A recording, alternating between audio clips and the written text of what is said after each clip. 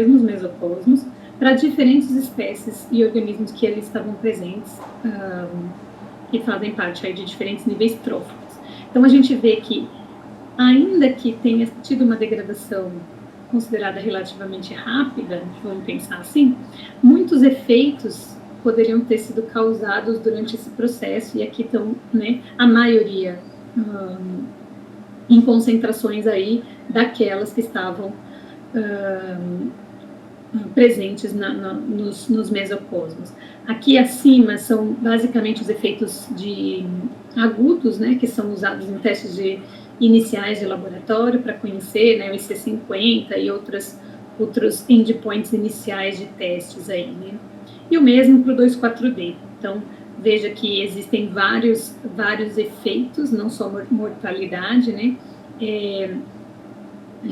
alterações que foram avaliadas durante esse processo. Então, é importante a gente conhecer o destino dos contaminantes, né, mas também associar sempre aos efeitos que eles podem causar, e esse é um dos fatores, dos pontos que a gente tem estudado no laboratório ao longo desse período.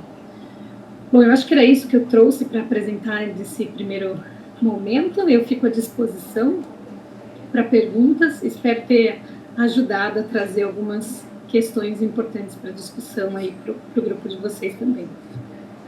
Muito obrigada, Cassiana. Nossa, muita informação, né?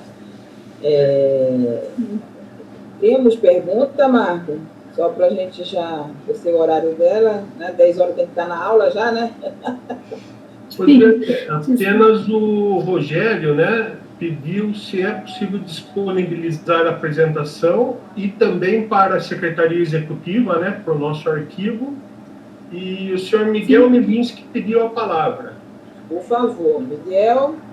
Quem mais puder falar também, a palavra está aberta aí, né, Marco? Porque temos aí uns 10 minutos para a professora Cassiana responder e depois ela vai para a aula dela. Então, nós temos 10 minutos aqui de conversa. Eu vou disponibilizar a apresentação para vocês e os artigos sobre os trabalhos que estão lá descritos, aí fica mais fácil de seguir. Se tiverem dúvidas também, fiquem à vontade para me escreverem, etc. Tá. Miguel.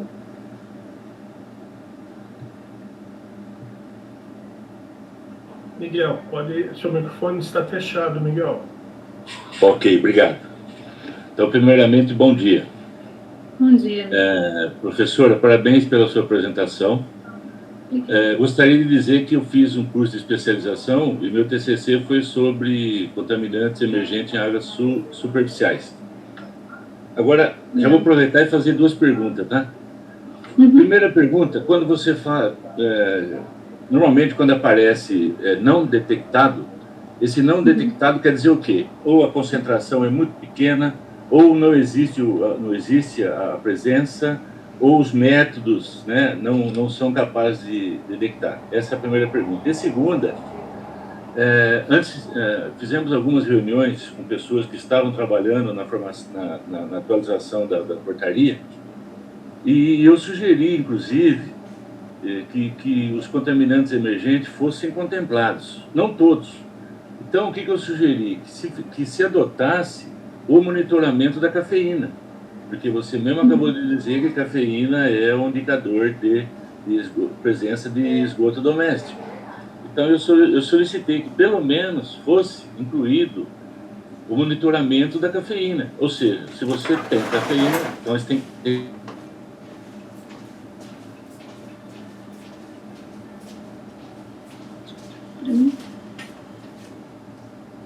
Não, travou mesmo. Travou, né? Miguel? Microfone dele. Miguel?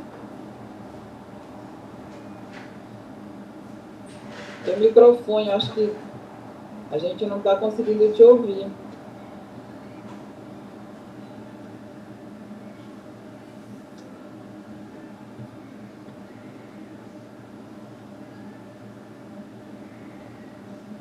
Mas eu acho que eu vou respondendo. Vou respondendo, depois ele volta para ver. Bom, primeiro eu gostaria de agradecer aqui, obrigada pelos comentários. Com relação ao limite de detecção, é uma questão muito importante.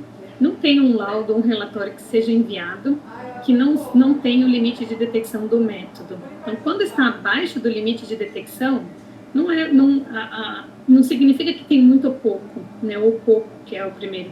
Significa que está abaixo do que é possível ser detectado por aquele método analítico. Eu não parei, não quis detalhar muito, mas tem uma das figuras que eu coloquei é justamente isso. Dependendo da técnica analítica que você adota para fazer essa análise, claro que tem umas que podem ser analisadas por mais de uma técnica, a gente vai encontrar limites de detecção diferentes. E aí, obviamente, que as concentrações de não ter vão estar relacionadas ao que está dizendo aquele método e não necessariamente se a água está boa ou não, se tem risco ou não. Então, não ter não existe, assim, pelo menos do ponto de vista químico, a gente consegue falar que se a gente tiver limites de detecção, que isso é o ideal para uma avaliação de risco, se a gente tiver limites de detecção que seja pelo menos 10 vezes menor do que o valor que é considerado seguro e protetivo, a gente pode considerar que quando tiver abaixo do limite de detecção, não há um risco potencial. Mas enquanto não há essa comparação, ou seja, o limite de detecção não está atrelado a um critério de qualidade, a gente não pode fazer essa avaliação apenas olhando para o limite de detecção, e isso precisa ser olhado com bastante cuidado. E com relação à cafeína, lógico que é uma discussão bastante ampla. A cafeína ela é muito boa como um indicador de esgoto para rios, mas não para água tratada, né? Porque a cafeína é muito lábil, ela é solúvel, ela é um indicador de uma parte dos compostos que podem causar risco, mas não de todos. Então, isso significa que para o rio é muito simples fazer essa associação e tê-la como um indicador, né? Mas para as águas tratadas não, porque aí basta uma pequena diferença em engenharia de tratamento para a gente avaliar que a remoção de cafeína ela vai ser diferente e a de outros contaminantes também.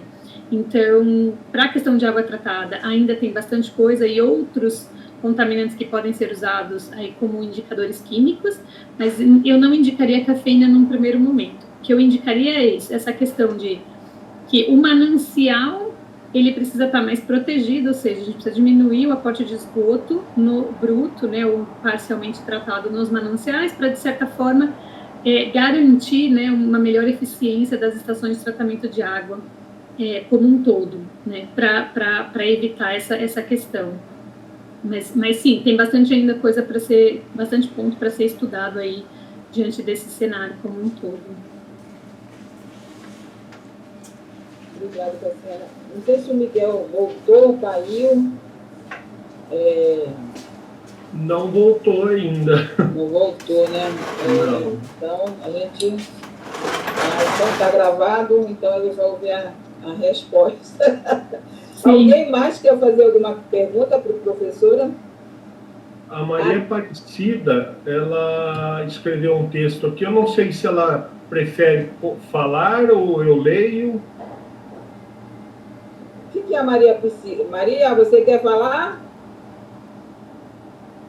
Ela pergunta sobre as dificuldades dos métodos analíticos, né? Os DBPs, eles são moléculas muito pequenas e polares. Então, para a gente conhecer e fazer uma quantificação com um critério de qualidade, aí vamos pensar um método confiável, a gente precisa avaliar, de repente, várias etapas do processo do método analítico para garantir que não há perdas durante todo o processo.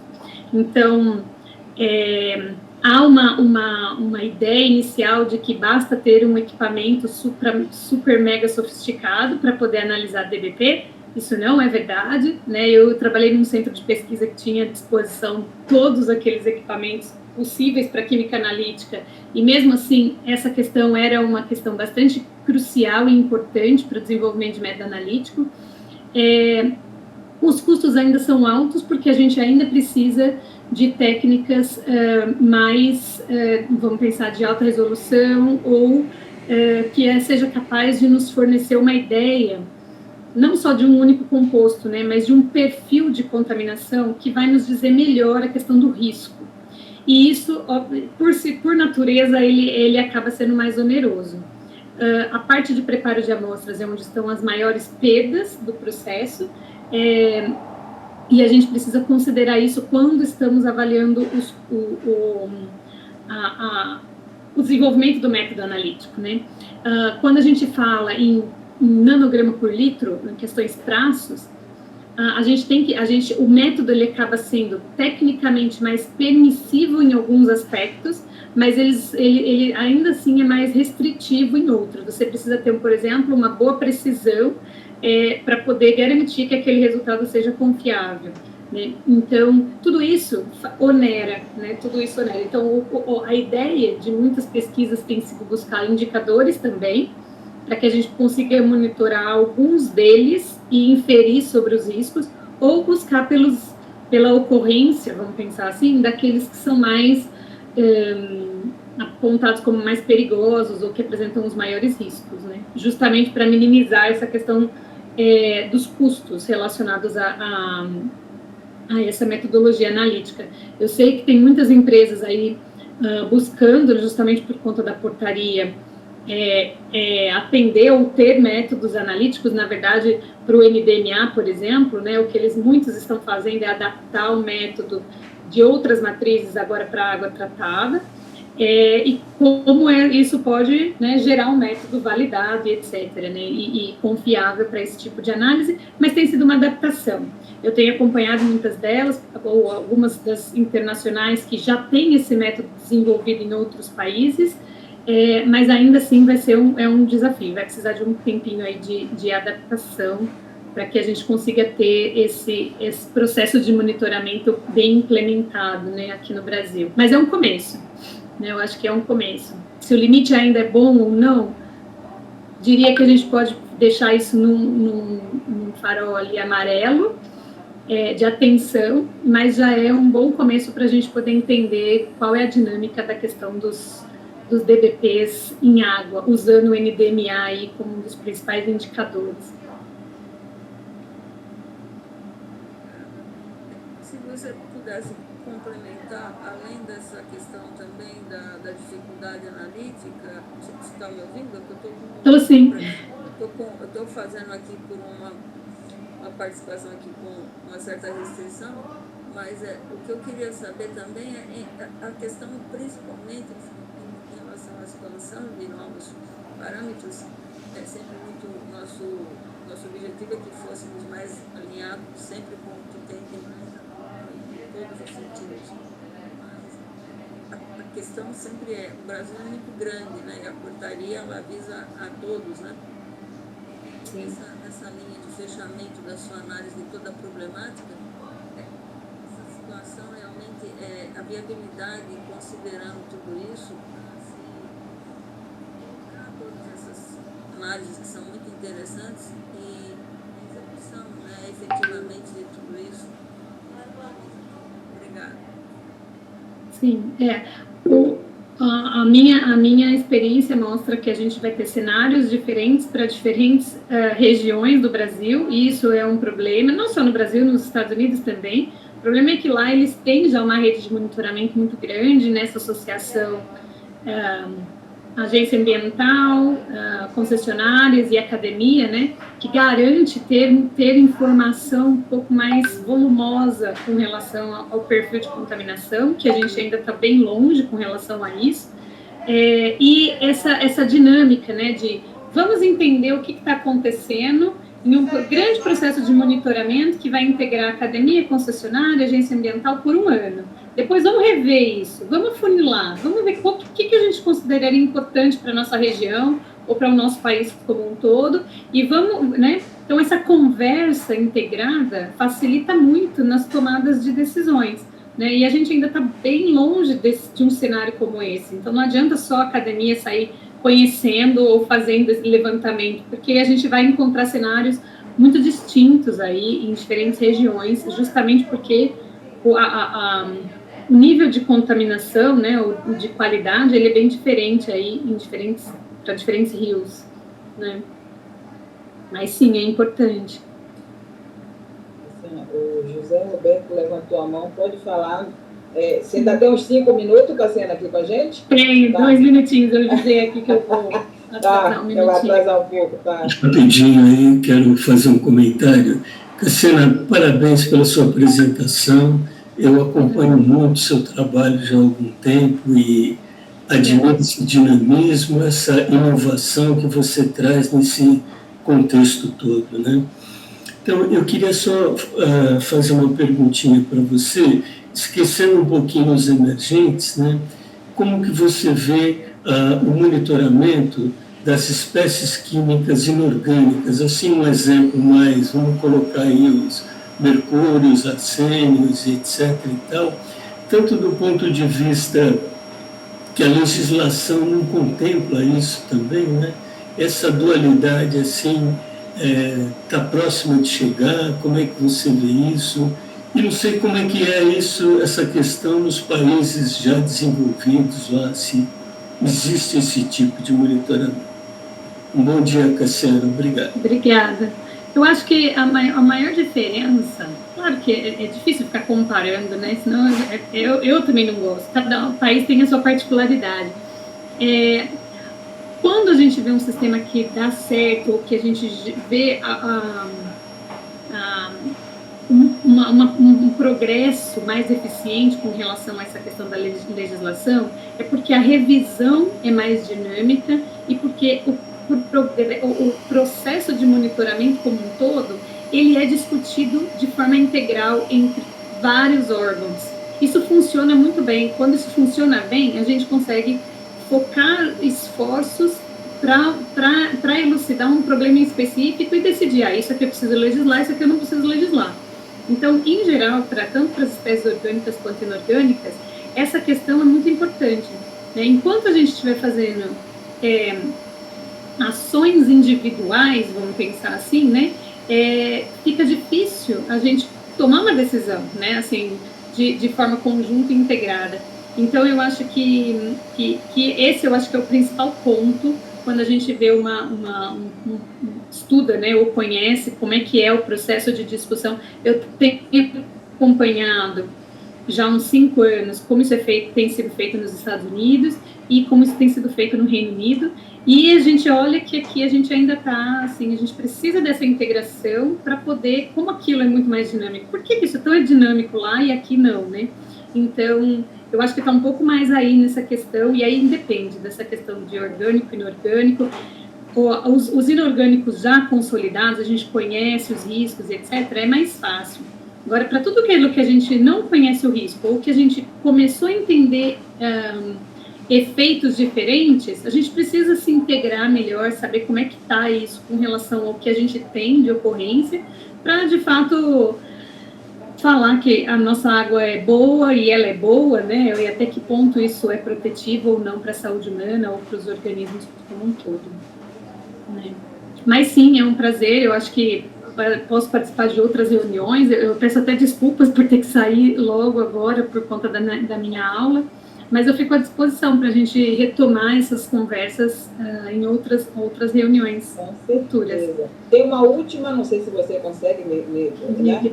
É a última, e depois eu já vou até, né, me antecipar aqui pela CTSAM. Você acha que a gente pode, né, tá conversando, como você falou, da questão do monitoramento inteligente? É mais ou menos isso, né, Cassiana? Hoje, o sistema de abastecimento de água, eles que contratam os seus laboratórios, que fazem as suas análises, mas você não tem ainda, né, no olhar de uma bacia hidrográfica, essa forma compartilhada de quando é que o sistema faz análise, qual o período, que ano e qual é a cultura. É possível a gente avançar nisso aqui? Assim, que a gente está discutindo? Sim, claro. Tá, perfeito. Então, se eu puder ajudar. Nossa, nós precisamos de você, sim, com certeza, e nós vamos avançar nisso, nessa questão. E a última pergunta é a última, Marco. Você pode ler, por favor?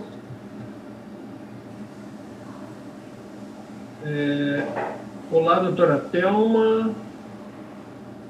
Nossa, espera aí, que eu me perdi aqui na... Eu acho que eu já achei aqui, eu estava perdida, agora deixa eu falar aqui. É a Thelma. Da Thelma. Já ouviu aí, por favor? Já. Sim, então já pode vi. falar. Tá, Alguns estudos de países europeus estão utilizando avaliações de níveis trialometanos em água tratada e quadros crônicos de saúde. Se pertinente, podes comentar algo sobre o Brasil? Tem bastante estudos avaliando novos efeitos, né, complementares do que já se conhece com relação aos trialometanos. A gente tem esse problema de trialometano no Brasil, né, algumas regiões mais, outras menos. A gente precisaria estudar, mas eu não tenho nenhum resultado para mostrar especificamente sobre isso. Mas essa é uma discussão bastante relevante, principalmente para o Brasil também, com relação a esse caso. E mais ainda, né, ela acaba se agravando nos períodos de estiagem, né? Mas sim, a gente pode conversar depois sobre isso. Com certeza, né? Muito obrigada, professora Obrigada. Cassiana. E aí a gente já vai, sim, entrar em contato com você. Tem a professora Gisela, que muito nos auxilia, né? Enfim, uma equipe maravilhosa que a Unicamp tem, para a gente poder estar olhando quando a gente fala do risco crônico, né? O agudo, sim, ele é mais fácil, não é mais fácil de, né, de você notificar e você quantificar. Agora, o risco crônico, ele é um grande desafio. E aí, para cada desafio, vamos ver se a gente, sim, avança em metodologias e modelos de monitoramento mais inteligente. É isso aí. Muito obrigada. Obrigada, gente. Boa reunião para vocês. Tá, obrigada. Tchau, tchau. Tchau, tchau. Na sequência, a Rosiane. Oi. Posso só fazer um comentário? Por favor, já ia te chamar. Não, já ia te chamar. Que pena que ela saiu. Mas assim, acho que a Djanira está aí, e o sonho da Djanira, ela trabalhou e tinha a questão de um laboratório de referência, né, Djanira? Eu acho que a gente vendo, né, todos esses dados que a professora Cassiane lá do IQ mostrou, né, acho que o quanto a gente poderia ter mesmo um laboratório de referência, né, na bacia do PCJ, né, que depois fosse modelo para outras bacias, já que o Brasil é tão grande, né, como ela apontou, vai depender muito das características de cultura, né, de uma série de outros fatores, né, mas eu acho que a Djanira, o sonho dela, e você tinha esse projeto pronto, né, professora? Eu acho que se ela pudesse comentar um pouquinho, né, eu acho que vai muito no encontro do que a Djanira sempre planejou e queria com esse laboratório de referência. Eu lembrei aqui agora, quando ela fala dessa rede de monitoramento, era só esse comentário. Obrigada. Professora Djanira, a palavra é sua. O microfone está desligado. Cassiana, eu não entendi o que você falou. Eu disse, em relação a esse monitoramento que a gente precisa, esse monitoramento inteligente, eu lembrei daquele projeto da senhora do laboratório de referência. Sim. Né? Que acho que vai muito de encontro daquilo que a gente continua precisando. Exatamente. Então, a palestra que nós acabamos de ouvir, excelente palestra sobre quantificação química dos produtos. Isso é extremamente importante para a gente saber o que tem na água, mas a nossa luta está em avaliar o sinergismo de todas essas substâncias que estão na água, o que é que cada uma delas pode fazer isoladamente e, quando estão associadas, o que é que vão interferir, onde vão interferir na vida aquática, na água de consumo humano. Então, nós estamos numa luta há mais de 10 anos para conseguir esse laboratório. O GAEMA de Piracicaba, mediante um TAC, destinou a verba para a construção do laboratório, mas o DAI de Rio Claro não se manifesta, a gente cobra e eles não têm resposta positiva para a gente. e este ano, 2021, o laboratório deveria estar pronto. Entretanto, não saiu do papel das gavetas, nem sei onde que está mais a planta desse laboratório. Por outro lado, a gente tem esse projeto de toxicidade de água bruta, que foi aprovado na última plenária, né, que a CETESAN está envolvida. Conversando com o pessoal da secretaria, disseram-me que assim que saísse no Diário Oficial, iriam fazer uma reunião. Isso aconteceu no dia 7 de outubro, mas até agora nós não tivemos nenhuma manifestação da agência de bacias. De qualquer forma, eu continuo lutando pela qualidade da água, pela avaliação biológica da qualidade da água e juntamente com a qualidade química da água, que é extremamente importante. Obrigada. Obrigada, professora. Com relação, eu acho que a reunião, eu vou conversar com o Edu para ver em que pé que tá, professora? Para a gente fazer a reunião, tá? Ok. Que ele falou realmente que quando tivesse o encaminhamento, iríamos ter uma reunião. Deve estar em breve. Eu vou perguntar para ele. Cassiana, você quer dar sequência aqui? Pode ser. Eu não vou conseguir compartilhar. Porque eu tô não, é o Marco que vai colocar, tá? Essa próxima pauta agora é o plano de trabalho, né? O que a gente vai aprovar aqui, e na sequência, os grupos de trabalho, onde a gente vai estar validando os grupos e os componentes da equipe que nós vamos estar trabalhando. Marcos, você coloca aí o plano, aquele de Word. Posso apagar um pouco de luz? Isso. Um pouco de... Vou tentar aumentar o zoom um pouquinho. Um pouco de... Peraí. De Cândida. Pergunta para ela. Acho que tá bom. Tá bom? Isso. Bom, gente, então, como item da pauta, nós precisamos aprovar, então, a CETESAN precisa aprovar o plano de trabalho para as atividades de 2022 e 2023, como as propostas aí, da CETESAN. Bom, então, nós sabemos que o plano PCJ, os planos das câmaras, eles dividem em 3 categorias, A, B e C.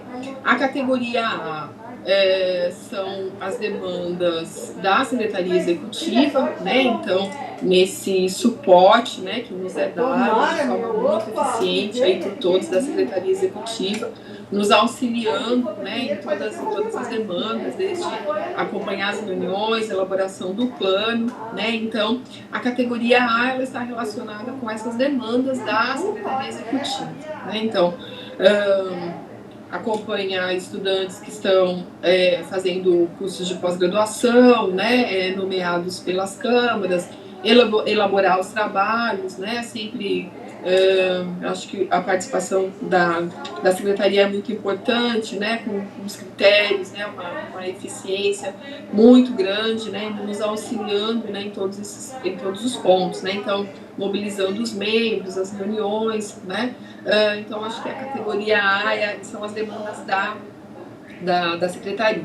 Na categoria B, então, são elegidos os temas para discussão, Então, aqueles temas que achamos prioritários, que precisam ser discutidos aí nas nossas reuniões da Câmara, sempre trabalhando dentro dos critérios, dos pareceres técnicos aí que as câmaras têm que seguir, visando, então, que todos os temas sejam, então, depois encaminhados, para as respectivas câmaras de planejamento e etc. Então, nós pensamos, dentro da categoria B, alguns temas para discussão, e de acordo, então, com esses temas de discussão, criamos, então, os GTs, do qual né, os membros da CPSAM deverão participar e contamos, então, realmente com a participação de todos, né? Então, nós temos aqui na categoria B o primeiro tema, que é o estudo técnico para avaliação da qualidade da água bruta em rios das bacias PCJs, né? Então, programas, né, que fomentem, né, observar esses efeitos de degradação, então não só observar, mas minimizar, né, que a gente consiga olhar, né, para a bacia e entender esses efeitos e como fazer para minimizar, né, a degradação que os nossos mananciais vêm sofrendo, né? Eu acho que com a palestra aí da professora Cassiane do IQ, né, já ficou bem claro quanto a gente precisa realmente olhar para a bacia, né?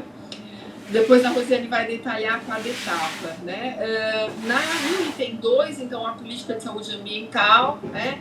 Eu acho que bom, eu sempre falo para os meus alunos, olha, o Comitê PCJ tem uma política de saúde ambiental, né? E faço a maior propaganda disso. Eu acho que isso é um tema extremamente importante, né? E muito satisfatório, né, para a gente ter essa política de saúde ambiental aprovada, né, em 2018. Então, discutir realmente a implementação dessa política, né? Ela está lá e está no papel, precisamos, né, colocar em prática aquilo que está aprovado, então, na deliberação 309, né, que foi aprovada em 2018, certo? Bom, depois o terceiro item, o plano de segurança da água, eu acho que a Câmara Técnica, né, de Saúde Ambiental fez um excelente trabalho, né, com o plano de segurança da água, com todo aí o trabalho da Rosiane, que foi fundamental, a professora Djanira, né, os municípios que foram pilotos, né, e até realmente também chegar em outro documento incrível, que foi o Guia de Segurança da Água, né, então também, né, está no papel, então precisamos discutir, continuar fazendo capacitações, né, para que realmente os municípios consigam, né, então, realizar esse tão sonhado aí plano de segurança da água, né. Bom, quarto item, a cartilha Cada Gota Alerta, então a CPSAM já publicou a cartilha Cada Gota Conta, né, ficou muito bonitinha, participação muito grande também, professora Djanira, professora Marim, né, da Unesp. E a cartilha Cada Gota Alerta, ela está quase finalizada, né, professora Djanira? A gente já escreveu bastante coisa dela, acho que está faltando mais a parte de diagramação, né? Mas é a finalização mesmo. Acho que a cartilha já está aí quase que 70%, 80% pronta, eu diria, tá? E o quinto tema é as discussões para a implementação da portaria 888, né? Acho que a Rosiane vai comentar bem, acho que a portaria está dando aí um trabalhinho para quem realmente está lá na prática, né? Cuidando de qualidade de água. Então, é um item bastante importante, né? Que é discutir, debater, né? Propor as formas de realmente como implementar e como atender a portaria, né? Se é preciso mudar alguma coisa, então acho que as discussões cabem muito bem, né, dentro aí da CPSAM e com os municípios presentes que estão aí no dia a dia, né. E por último,